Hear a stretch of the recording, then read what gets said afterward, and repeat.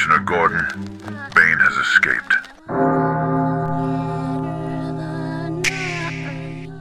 The man who has found a mountain to climb in front of him is lucky. He can see his enemy. He can measure the obstacle.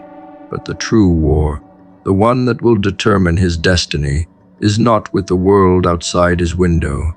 It is with the person he was 24 hours ago. The man you were yesterday is a shadow, a ghost that haunts your every step, a silent measure of the standard you are either living up to or falling short of. Do not celebrate the victories of your past. They are no longer yours to claim. They belong to a man who is already gone. Your glory is not a trophy to be admired, but a standard to be surpassed. This is the first and most brutal truth you must accept. Your greatest enemy is not some rival, not some grand obstacle to be overcome, but the chilling, unyielding reality of your own past performance. This is a war of attrition against yourself, a daily, relentless, and unforgiving battle for supremacy over a ghost. Do not be satisfied. The moment you are content with yesterday's performance, you have already begun to lose. The world will tell you to rest on your laurels, to enjoy the fruits of your labor, to bask in the warm glow of past achievements. This is the most dangerous lie you can be told. The man who is satisfied is a man who is in a state of decay. His muscles begin to atrophy, his mind begins to dull, his discipline begins to soften. The very foundation of his being is being eaten away by the quiet, insidious rust of complacency. He is a monument to a potential that was never fully realized, a warning to those who believe that victory is a destination and not a relentless, daily journey. The universe is a harsh, unblinking judge that rewards only one thing: unwavering forward momentum. To stand still is to surrender. To look back with pride is to be left behind by the unceasing march of time. The battlefield is not some grand arena, it is your alarm clock. It is the cold floor beneath your feet in the morning. It is the difficult conversation you do not want to have. It is the solitary work in the dark when the rest of the world is sleeping. These are the front lines of the only war that matters, the brutal, unromantic combat that will determine your fate. Every single choice is a vote for either victory or defeat. One missed workout is not a day of rest. It is a surrender to the person you were yesterday. One completed task, no matter how small, is a decisive blow against your own self-doubt. The man who waits for a dramatic moment to prove his worth is a fool. His worth is being forged in 1,000 quiet, unrecorded victories that no one will ever applaud him for. He is the only audience, and the judgment is rendered every single moment of his life. One small surrender is a psychological micro-betrayal. It sends a message to your subconscious that your promises to yourself are negotiable, that your word is a flimsy and unreliable thing. This is the beginning of the corrosion, a quiet, insidious rot that undermines your confidence from the inside out. But one small act of discipline, one deliberate victory over your own laziness, is a profound and irrefutable proof that you are a person of action, a man who does what he says he will do, even when it is difficult. This is how you build a bedrock of self-trust that cannot be shaken by external criticism or doubt. This is not about building an ego. It is about building an unassailable internal reality, a psychological fortress that is immune to the chaos of the outside world. The man who can trust himself has a power that no army can defeat. Do not chase the grand, sweeping victories that are visible to the world. They are often built on a foundation of air, a fleeting fame that will dissolve at the first sign of a storm. Instead, embrace the monotonous, unglamorous, and deeply personal work of a daily improvement. Understand that a single act of discipline, repeated 1,000,000 times, is a force that is destined to become unstoppable. Your efforts are a silent deposit in a bank of your own making. and the interest it pays is compounding at a terrifying rate. The gains will be invisible at first, imperceptible to the naked eye, but they will accumulate into a psychological momentum, a feeling of unstoppable force that does not rely on external motivation. This is the most powerful secret in the universe, a truth that separates the conqueror from the conquered. The goal is not perfection. Perfection is a lie, a cruel and heartless deception that leads only to paralysis and despair. A man who seeks perfection is a man who will be frozen in place, terrified of making a single mistake, a prisoner of his own impossible standards. His ambition is a psychological shackle that prevents him from ever truly moving forward. But the goal of being better than yesterday is a promise of a relentless, unyielding progression. It is a commitment to a life of continuous improvement, a terrifying and beautiful ascent into a higher version of yourself. It does not demand that you be flawless, it only demands that you be in motion. It does not ask for a final victory, it only asks for a daily one. It frees you from the tyranny of the outcome and allows you to fall in love with the brutal, unromantic process of becoming. The world will not understand this path. They will see the final result, the mountain conquered, the victory won, and they will call it a miracle. They will call it luck. They will say you were born with a gift, completely blind to the years of quiet, deliberate effort you poured into your craft. They will be oblivious to the 1,000 moments you chose discipline over comfort, the 100 times you rose from a fall, the silent, unrecorded victories you earned in the dark. Their praise is as meaningless as their disbelief. Your triumph is not for them. It is a testament to a war you fought and won in solitude. Their admiration is simply a mirror, a reflection of the inner work you performed when no one was watching. Do not seek their applause, seek only the silent, unyielding approval of your own conscience. The tragic alternative is to live a life of quiet atrophy. The man who chooses to be less than yesterday is a man who has chosen to become his own ruin. He is like an abandoned building, a crumbling monument to a potential that was never realized. His mind and body decay not from age, but from a lack of conscious resistance.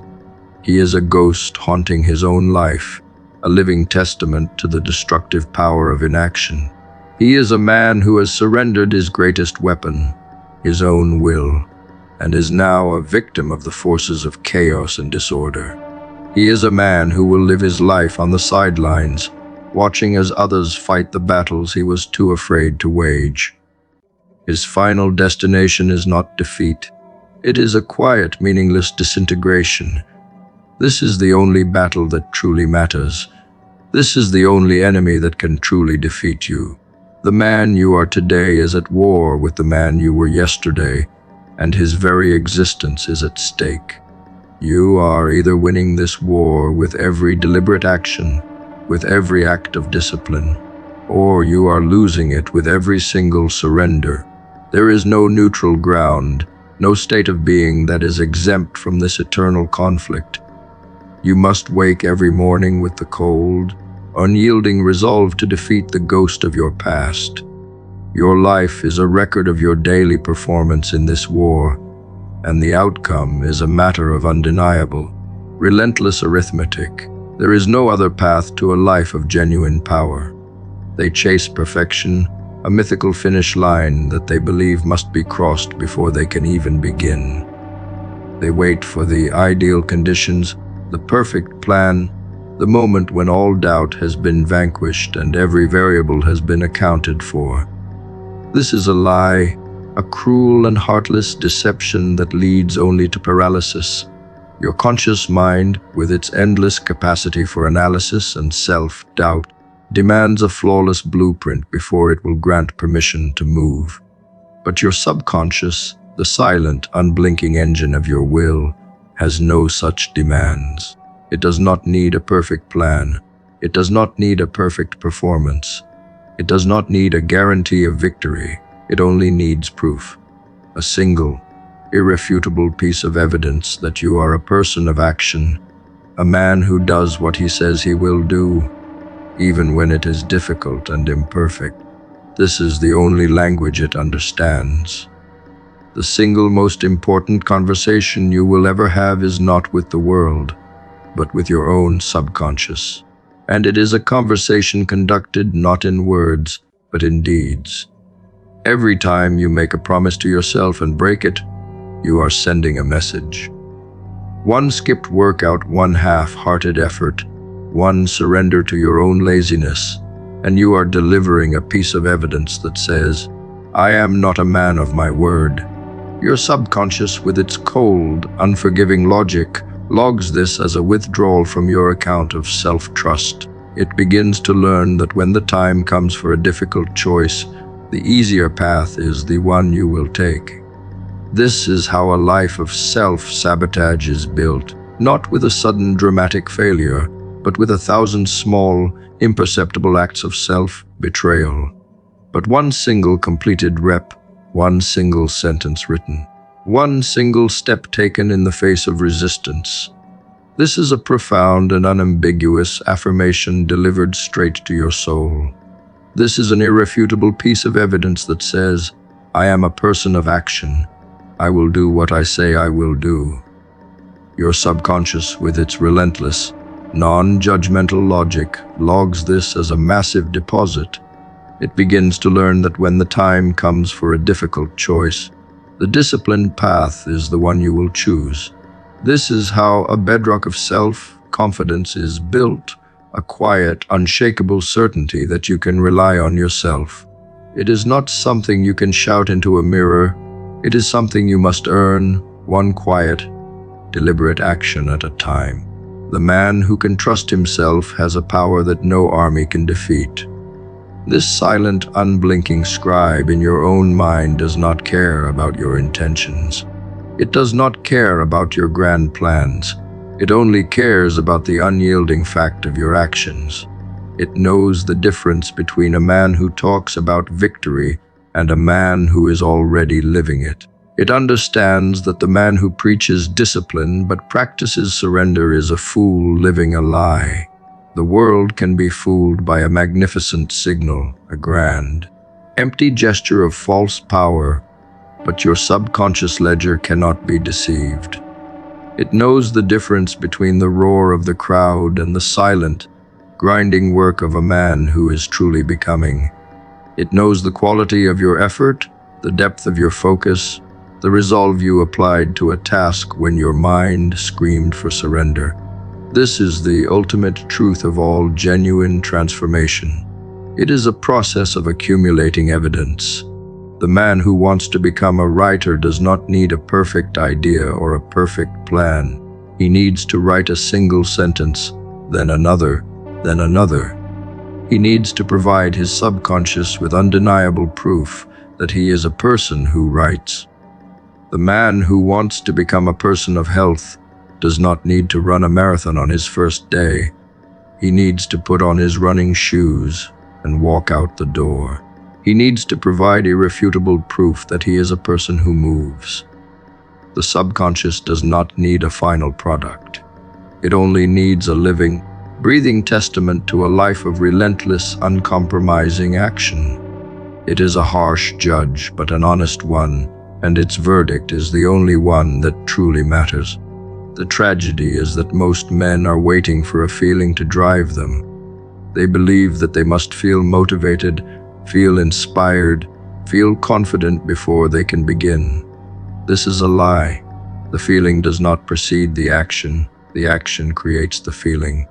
The motivation does not come from waiting for a spark.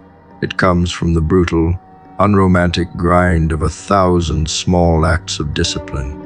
The confidence is not a gift from the heavens. It is the natural, inevitable byproduct of a life lived with a terrifying, single-minded focus on providing yourself with constant, undeniable proof of your own will. They are waiting for a miracle that will never come, while ignoring the sacred, unglamorous work that will make them a force of nature.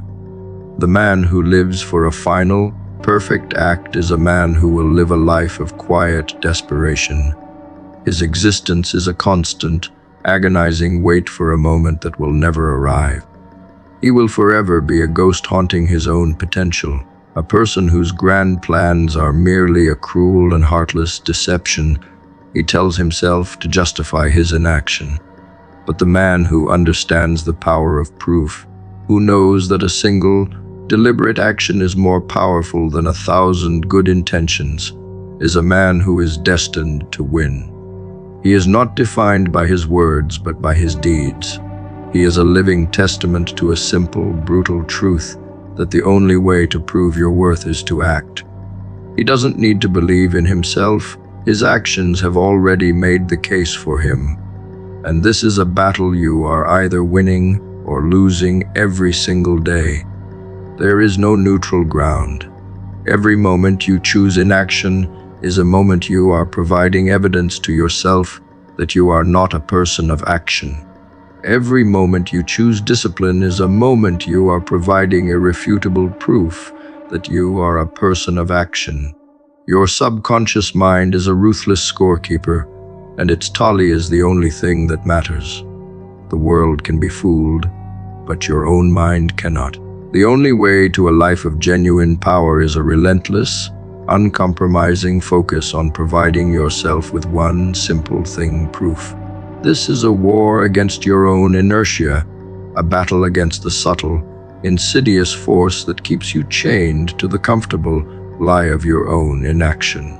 You must become a ruthless strategist against your own mind. You must outwit your own excuses.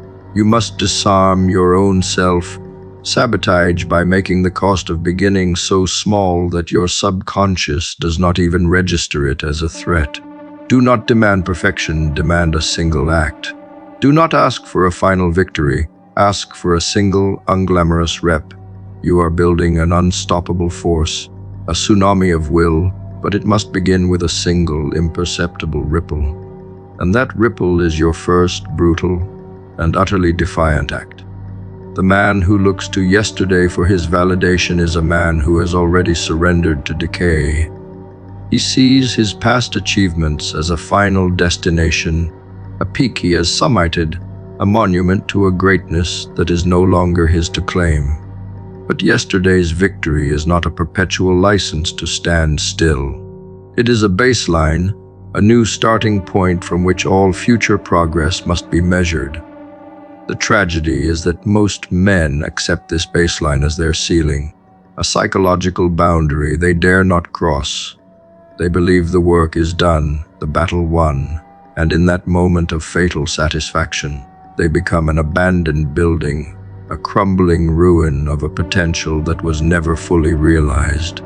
The very act of looking backward with pride is a betrayal of the promise of tomorrow, a quiet, insidious surrender to the natural, unforgiving entropy of the universe. To live on the memory of past triumphs is to live a life that is already in retreat. Your past performance is not a trophy to be admired. It is the floor upon which you must build your next foundation. It is the new minimum, the new starting line from which all future progress begins. The standard you achieved yesterday is now the new bottom of the well. Your ambition is a relentless, unforgiving force, and it demands that you raise this floor with every single deliberate action you take. The moment you are content with yesterday's effort, you have chosen to fall behind. This is not a choice you make once and for all.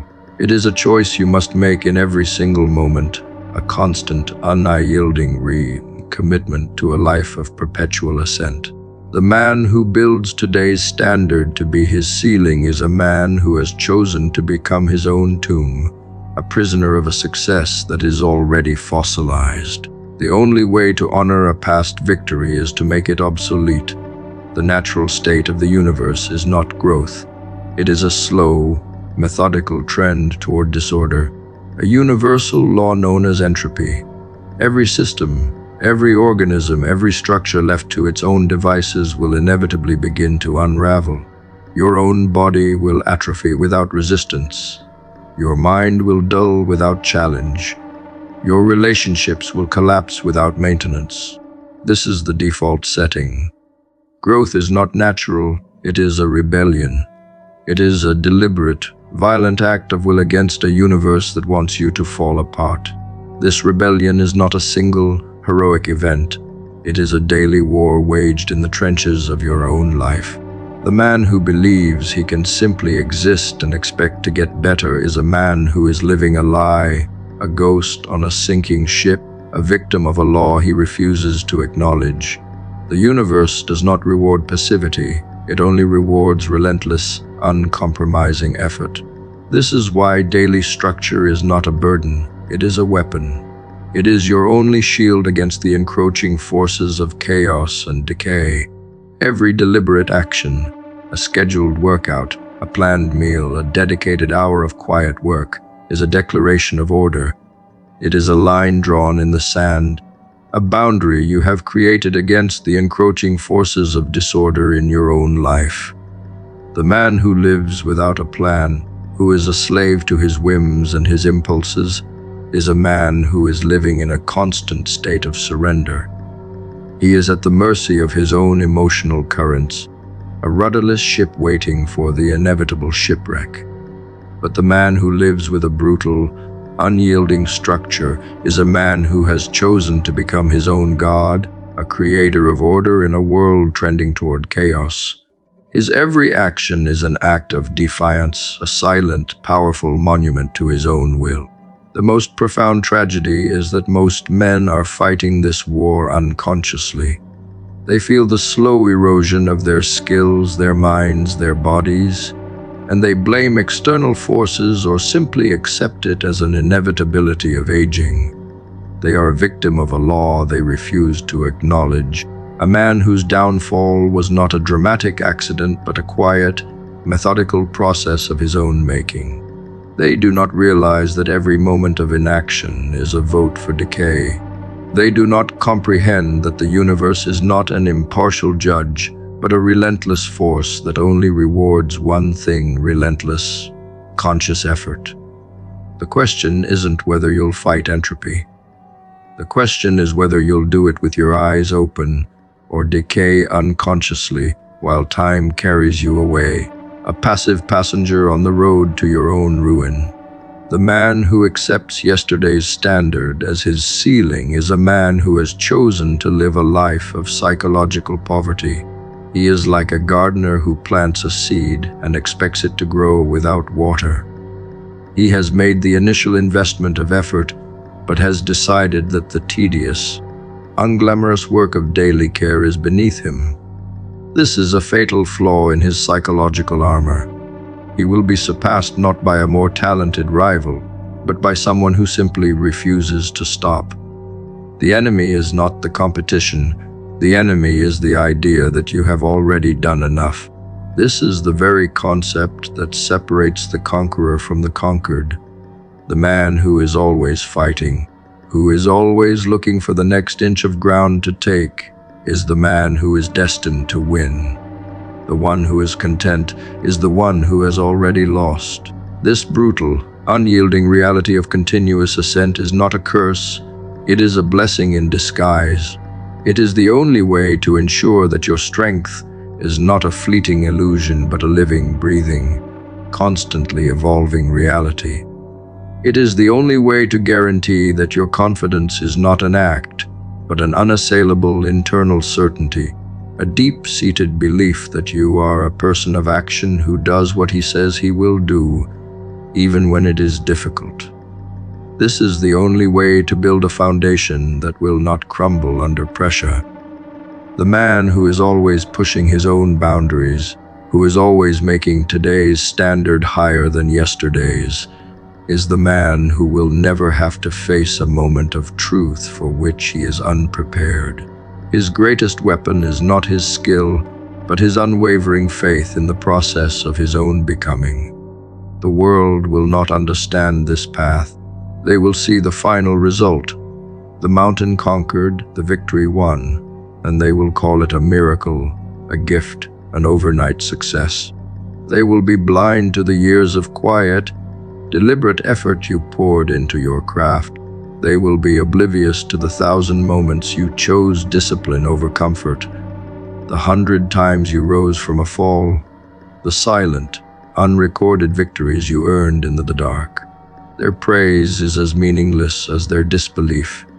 Your triumph is not for them. It is a testament to a war you fought and won in solitude. Your satisfaction comes not from their applause, but from the silent, chilling knowledge that you have defeated the man you were yesterday. Their admiration is simply a reflection of the unglamorous work you performed when no one was watching.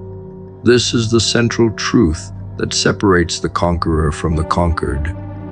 The conquered believe they have time to waste, that a single day of surrender does not matter, that the sum of 1,000 moments of inaction will not lead to their downfall.